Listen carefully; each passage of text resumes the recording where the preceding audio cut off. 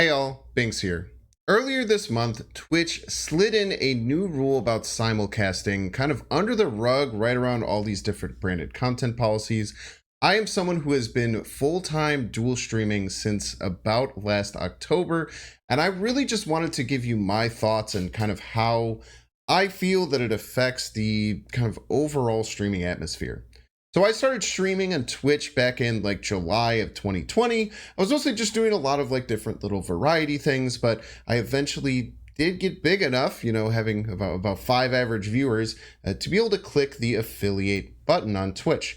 Now, it was always something I never really wanted to do. I felt like not, getting just a couple of dollars a month from ad revenue or having some of my friends sub was worth it. So I never affiliated on Twitch. Now, fast forward back to about a year ago, around June of last year, I was one of the very first people to start making content around the Marvel Snap beta, and I started to gain quite a bit of popularity. I wasn't at the point where I was getting hundreds and hundreds of viewers, but during the beta period, I was right around 50 or 60 concurrent viewers, and I still chose not to hit that button to affiliate. I figured like, hey, let's keep this momentum going. It's kind of nice to not show ads. It helps the viewer experience. Let's wait until we get partner. And then once we are eligible for partner, maybe we'll make that jump.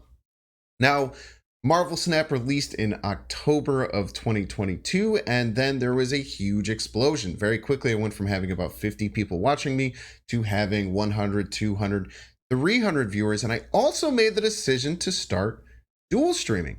So not only streaming to my Twitch audience, but also streaming to this awesome YouTube audience I'd grown. I started to see, how YouTube live streaming works, how the different emotes and chat functionalities works with that, building thumbnails ahead of time, scheduling streams, and I kind of got the best of both worlds. I thought about partnering, and I even applied to partner at one point and got denied. So I just decided to continue dual streaming because I felt like it was a great way to grow and to, have this really large community all work together and be able to watch me at the exact same time. Now, cut to, like I said earlier this month, and we get this random policy that Twitch drops out of nowhere. TOS number 11, simulcasting. When you are streaming live on the Twitch services, you may not simultaneously live stream or broadcast simulcast on any other Twitch-like service, meaning any web-based network, platform, or service that supports live stream of user-generated content without the advance written permission from Twitch. For clarity, you may simulcast on mobile-first services, pretty much just TikTok, that support live streaming. This section does not apply for nonprofit or government entities that are live streaming for non-commercial purposes. So I'm sure you heard about a lot of the drama around Twitch that happened earlier this month, but most of the outcry was about the branded content. So there was a lot of different branded content guidelines. There was a huge push against that, and Twitch eventually rolled it back. But this was kind of slipped underneath because there's not many people who did what I did. I'm probably in the top 20, 30 single people who do this. There's a lot of big like events and tournaments, esports types things or things like that get much bigger audience, obviously. But as far as single people, there's not many prominent people who do this dual streaming thing by not doing an affiliate or partnership on Twitch, because that's always been disallowed. One of the biggest ones was Ninja, and he was very, very outspoken about this. And I believe he's going to eventually just not do anything on Twitch because he has to choose between, do I stream only on Twitch or do I do what I was doing before and stream on Facebook and now he's on Kick and YouTube and all these things all together, as opposed to just being able to do it on Twitch. I think that this is just such a anti-content creator policy that they really just slipped under the rug, and it felt really scummy how they did it. Had they given an explanation for why, had they maybe given a couple of months grace period for people like me whose whole business was built around this dual streaming aspect to be able to communicate to my communities, make decisions and find a path to making this make sense over time.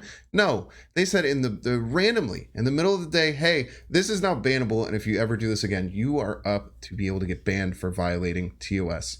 It's just so anti-consumer, and it really, really hurts as someone who's just given so much to this website, given so much to Twitch, and not gotten a single dime generated to me. Twitch has never given me a single dime. I've never made any money on the platform. To them just like kind of stomp me out and say, hey, you have to either make no money going on this platform. You either have to affiliate or partner and then only stream on this platform, or you just can't do what you're doing. It's really, really a slap in the face.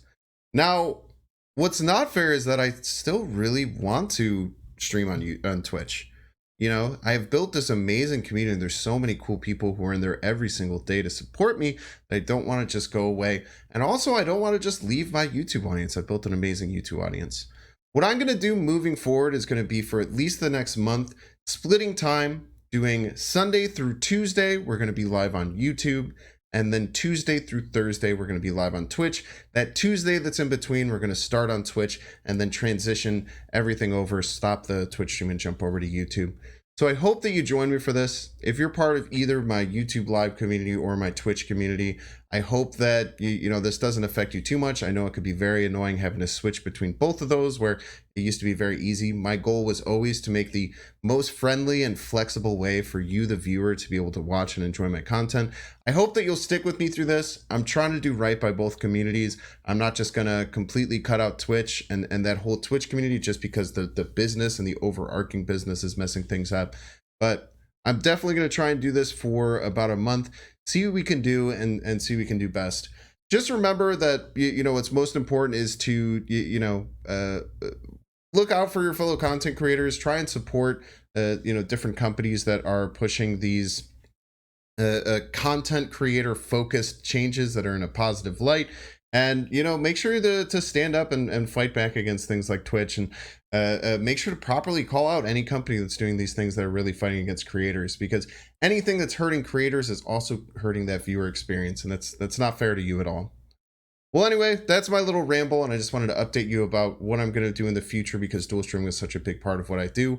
I hope that you continue enjoying this content. And thanks so much for listening to me. As always, if you're enjoying this content, make sure to hit the like button, subscribe down below, and you can catch me live here on YouTube or at twitch.tv/Banks_plays. Banks out.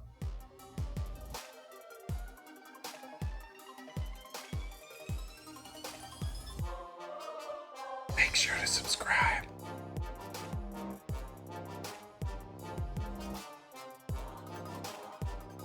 Watch that one too.